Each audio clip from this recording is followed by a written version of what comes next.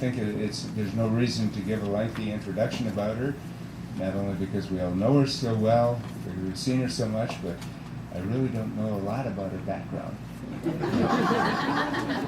Other than the fact that, like most of us, she was born and raised in a different faith, has found us because of our openness, has raised 3 children, and has been volunteering all of her adult life. This time, Judy Armstrong.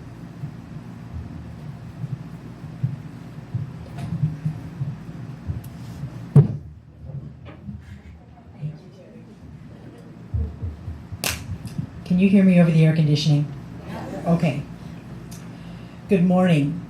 As you might recall, and if we didn't drill it into your head already this morning, our theme for this month has been prophetic men and women.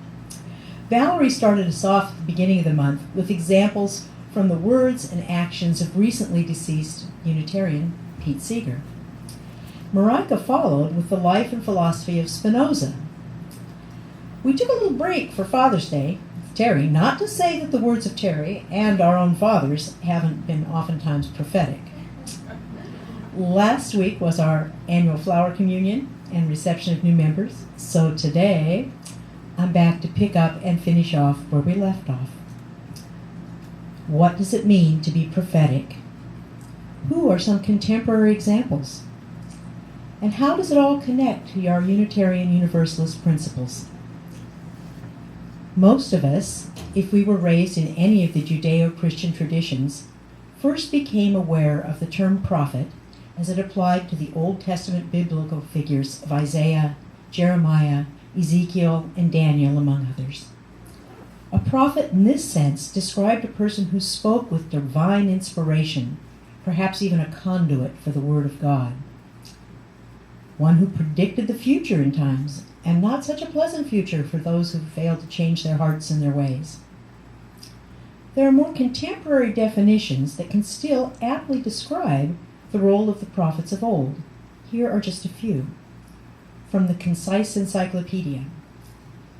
In contrast to the diviner or interpreter of omens, who may answer private questions, prophets often address the destiny and moral life of a whole people. One dictionary description is that of a person who advocates or speaks in a visionary way, especially as it applies to a belief, a cause, or a theory. Yet another defines prophet as one gifted with more than ordinary spiritual insight or moral insight. A former pastor of mine had a definition that I've always liked. To speak prophetically is to speak truth to power, or to speak truth in difficult times.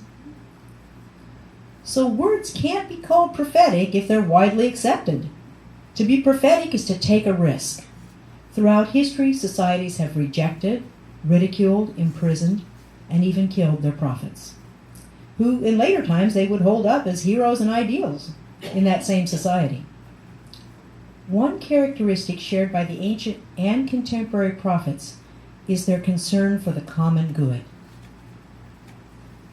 Especially this applies to compassion and justice for the marginalized and the powerless. This is exemplified in the words of Isaiah. Woe to those who enact unjust statutes, who write oppressive decrees, depriving the needy of judgment, robbing the people's poor of justice, making widows their plunder, making orphans their prey. One hears the same theme in Zechariah. Judge with true justice. Show compassion toward each other. Do not oppress the widow or the orphan, the resident alien or the poor. These are the ideals that I look for when considering who are or have been prophets in our lifetimes. Bear with me if you're young. A couple of these may be contemporaries of your parents or grandparents.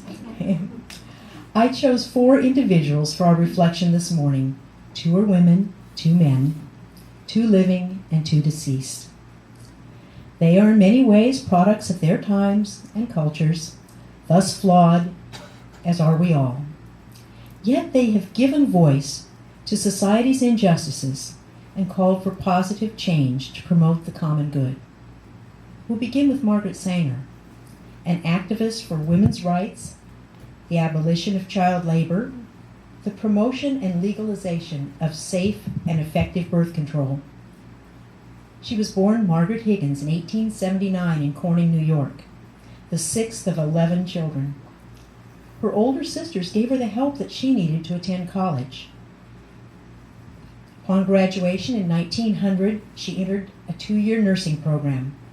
In 1902, married her first husband, William Sanger. 8 years later, the couple moved with their 3 children to New York City, where Margaret resumed working as a visiting nurse. She and William were part of the liberal activist culture of Greenwich Village. She was a member of the Socialist Party and took part in labor actions, but it was through her work as a visiting nurse that she found her life's calling. She saw that the poor women that she visited, unlike their better-off contemporaries, had no knowledge of or access to birth control. So it was the families who could least afford it that wound up having 10 or 12 mouths to feed. As a consequence, these mothers could not even care for their own children, but were forced into the factories to help their families survive economically. Even the older children were compelled, one after the other, to cut their education short and enter the labor market. If only these women had the means to limit their family size, she felt sure that their families could live more wholesome and healthful lives. Thus, Margaret began her campaign for sex education. In 1912, she started a column, What Every Girl Should Know, in the socialist newspaper, The New York Call. Her column on venereal disease was promptly censored on obscenity grounds. This was only the beginning of her run-ins with censors and worse. There were federal and state laws on the books prohibiting the dissemination of contraceptive information. Both she and Mr. Sanger served jail time for violations of these laws. In 1916, she opened the nation's first birth control clinic, and it was promptly raided that same year. Publicity from her arrest and imprisonment attracted the interest of wealthy supporters. They helped the cause. Although her conviction was held up on appeal, the New York State Court of Appeals exempted physicians from the law. This would allow doctors to legally prescribe contraceptive information to their women patients for medical reasons. With this loophole, Sanger was finally able to open the first doctor-run birth control clinic in the United States, the Birth Control Clinic Research Bureau. In later years, when it merged with the American Birth Control League, also founded by Margaret Sanger, it would become Planned Parenthood Federation. Throughout her life, she lobbied for the nationwide legalization of birth control, and her organization funded research for the development of simpler, less costly, and more effective contraception. Unlike many prophets who never lived to see the fruition of their work, Margaret Sanger was retired and living in Tucson in the 1950s when the first effective birth control pill was developed, in part as a result of the research funding that her organizations had provided. And in 1965, just a few months before her death, the Supreme Court ruled that birth control in this country was legal for married couples. Wow, less than 10 years before I was a married woman. Thank you, Margaret. I'll share a few words from her own published writings. This first one is from 1915. There is no freedom for woman until she has this knowledge, which will enable her to say if she will or will not become a mother. The fewer children she had to cook, wash, and toil for, the more leisure time she would have to read, think, and develop.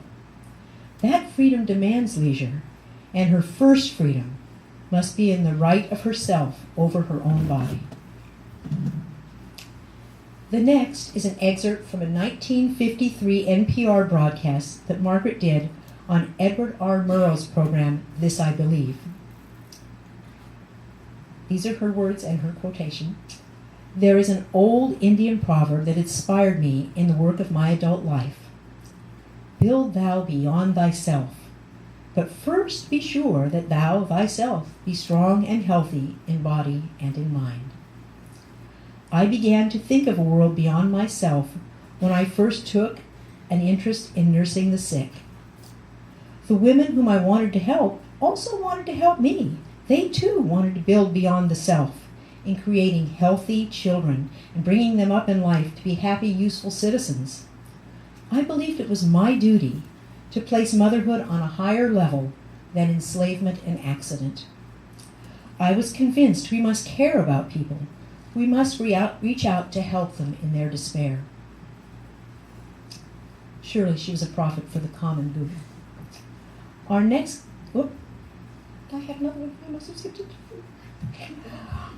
contemporary prophet, Harvey Milk, was a politician, civil rights activist, and one of the nation's first openly gay elected officials. Unlike Sanger's lifetime of nearly 50 years of activism, Harvey Milk didn't come to public life until the age of 43. His activism spanned only the 5 years from 1973 till his assassination in 1978. Harvey was born in 1930 in Woodmere, New York, to a small middle-class Jewish family of Lithuanian ancestry. By the time he was in high school, Harvey knew that he was gay, but he kept it to himself. He played football, loved opera, and was known as a class cut-up. He attended New York State College for Teachers, and upon graduation enlisted in the Navy, as both of his parents were Navy veterans, even his mother. After serving shipboard as a chief petty officer during the Korean War, he attended officer candidate school. He was later based in San Diego as a diving instructor. He was honorably discharged at the rank of junior lieutenant. When returning to New York, he taught in a public high school on Long Island for a couple of years, and then tried other occupations, ending up by 1963 as a stock analyst for a Wall Street banking firm. All this time, his political and social values remained relatively conservative. But by the early 70s, with the escalation of the war in Vietnam, his thinking had shifted to the left. He joined in the anti-war protests. He was fired from his banking job after burning his Bank of America card in a public demonstration. By 1972, he was living openly with a new partner in San Francisco. They started a camera shop on Castro Street. It was here, in the heart of San Francisco's growing gay community, where Harvey began his advocacy and his involvement in politics. He ran for the city's Board of Supervisors in 1973 and lost, but gained recognition as a political force. He founded the Castro Village Association, joining with others to support the rights of gay business owners. He built alliances with other minority groups and with labor unions. He was so visible in the community that he was dubbed the mayor of Castro. By 1977, he was elected on his third attempt as a member of the San Francisco City County Board of Supervisors. In that role, he worked to meet the needs of a variety of the city's underserved populations.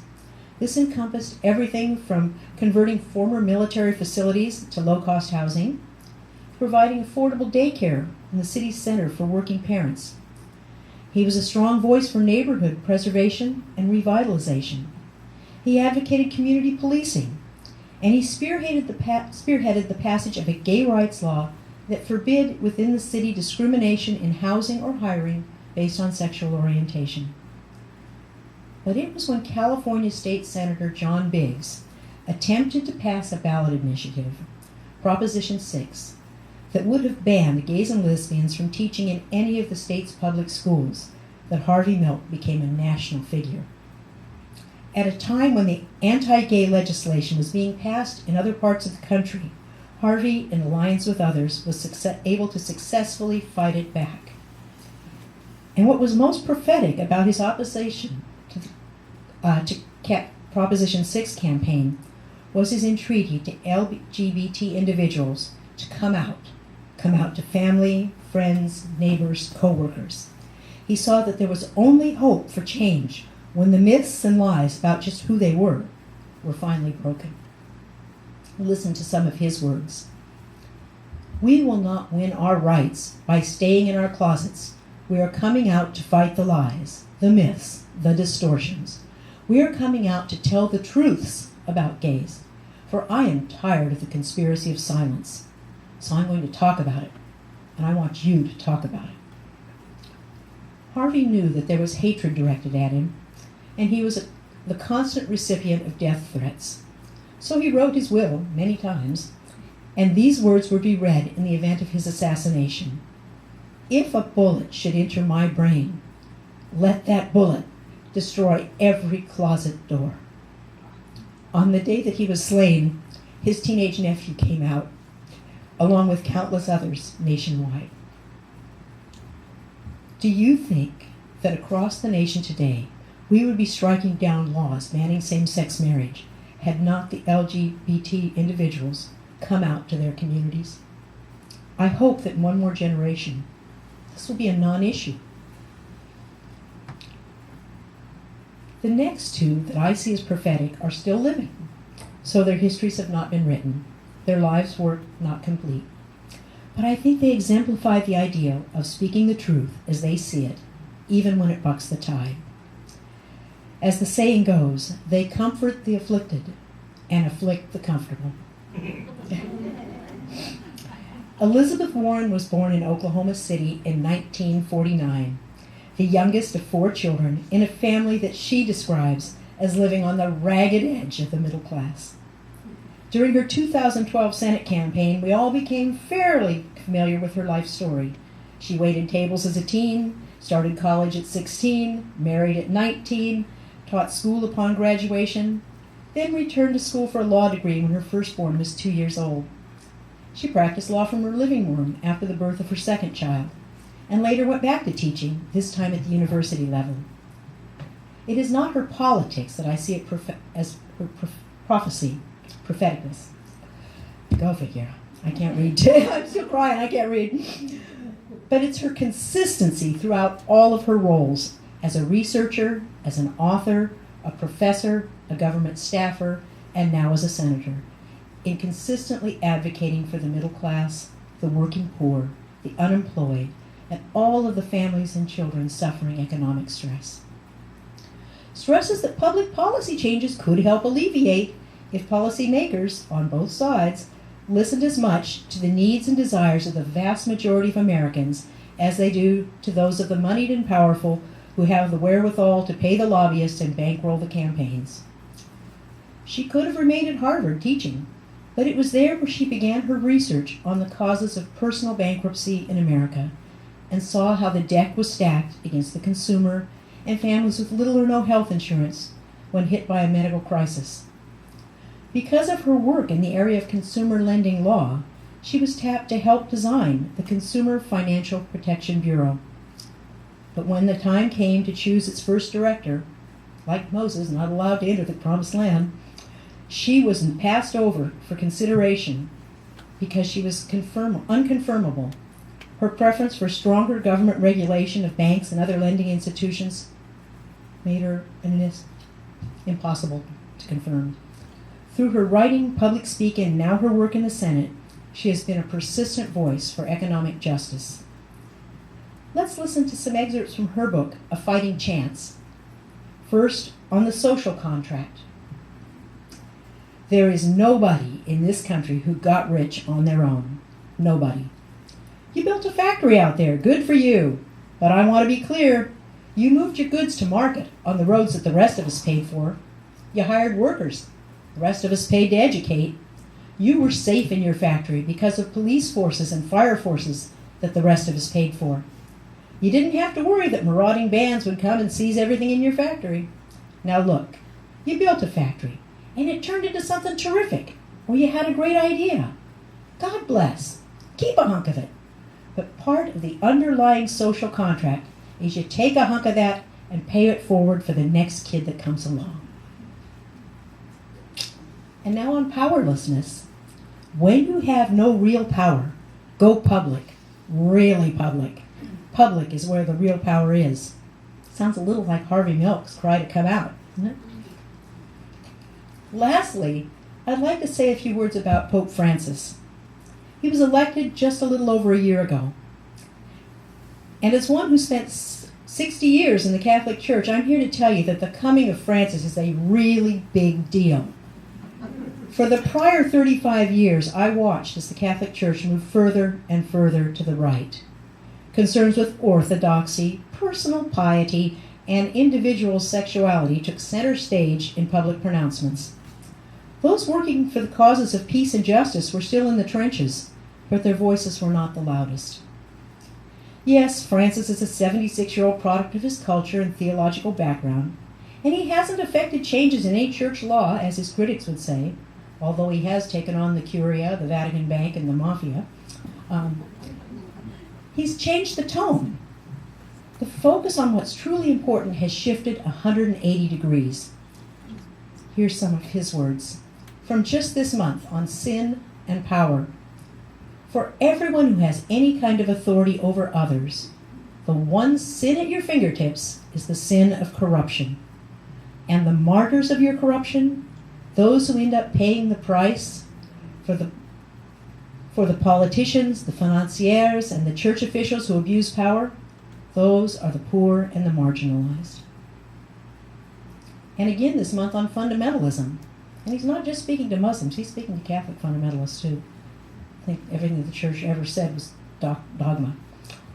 A fundamentalist group, although it may not kill anyone, although it may not strike anyone, is violent. The mental structure of fundamentalism is violence in the name of God. And last summer on refugees. Migrants and refugees are not pawns on the chessboard of humanity. They are children, women, and men who leave or are forced to leave their homes for various reasons, who share a legitimate desire for knowing and having, but above all for being more. On economics. The goal of economics and politics is to serve humanity, beginning with the poorest and the most vulnerable wherever they may be. Every economic and political theory or action must set about providing each inhabitant of the planet with the minimum wherewithal to live in dignity and freedom, with the possibility of supporting a family, educating children, praising God, and developing to one's own human potential. This is the main thing. In the absence of such a vision, all economic activity is meaningless. Last year, in response to a reporter's question about his position on homosexuality, if someone is gay, he searches for the Lord and has goodwill, who am I to judge? In calling for changes in the Catholic Church, I prefer a church which is bruised, hurting, and dirty because it's been out on the streets, rather than a church which is unhealthy from being confined, from clinging to its own security. Just this week, I'm being asked how we would like to be remembered in history. I've not thought about it, but I like it when someone remembers someone and he says, he was a good guy. He did what he could. He wasn't so bad. I'd be okay with that. He is, by all appearances, a man of humility and compassion. We will have to wait and to watch. As one of the world's most visible religious figures, his call for people of all faiths to place their emphasis on alleviating the suffering of the poor and the marginalized could have a widening impact. So where does all of this leave us? We may not be entering politics, starting a social movement, or becoming the next pope. But don't our first and second principles, that of promoting the inherent worth and dignity of every person, and that of promoting justice, equity, and compassion in human relations, call for prophetic action? Those ideals cannot be promoted in silence. Harvey Milk would say we have to come out. Or Elizabeth Warren would say go public, really public. And Pope Francis would tell us to go out in the streets and get dirty. And Margaret Sanger would remind us to build beyond the self. We do this in everyday ways when we sign that petition for the expansion of civil rights. When we write that letter to a legislator or a newspaper editor and put our name with the voices of those calling for justice and compassion in the treatment of immigrants, prisoners, or the unemployed. We do it when we speak up in objection to racist, homophobic, or xenophobic comments. Sometimes, as my American history teacher in high school demonstrated, it's just a matter of asking the right questions to get someone to rethink their positions. So this week, let's try to find our prophetic voices. Thank you.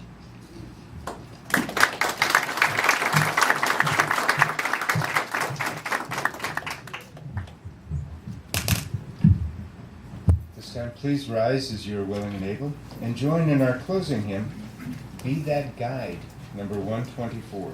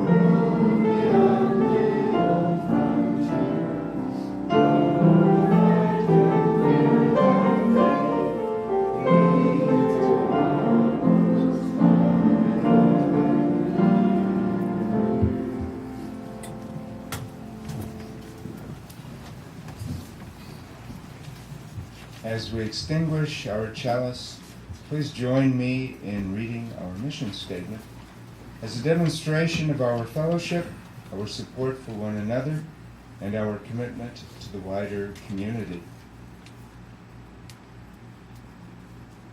We agree to provide a safe place to celebrate diversity, provide inspiration for better lives, foster social and environmental justice, and compassionately support each other in our spiritual searches. Thank you to our musician, Joe Cleveland, to Bernie Armstrong for our chalice lighting, to our greeters, Dorothy Ward and Nick Reachmack, to Kimberly, not only for folding today's orders of service, but also for her work in providing the food that we're going to go eat now. And to all others who are helping today, of course, to Judy Armstrong, who will now provide us with our closing words, to be followed by a postlude from Joe. And another aside, please be sure to join us next week when Joe will deliver the message here on the gifts of music.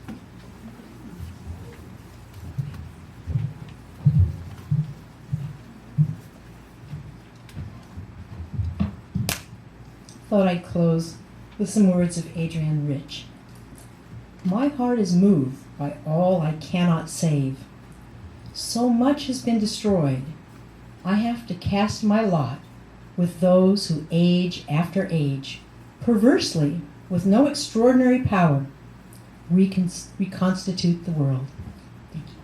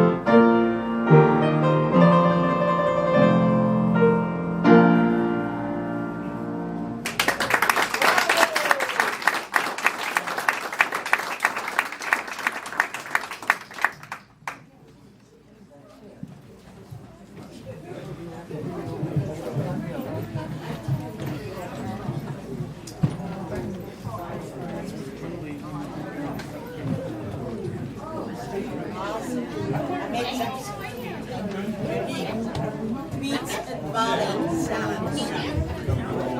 It is good. I like it.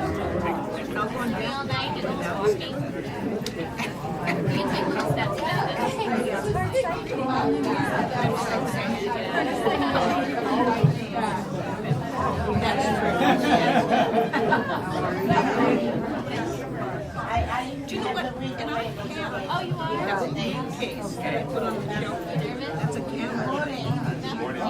What grade are you teaching? Oh, great. Yeah, wonderful. That's good.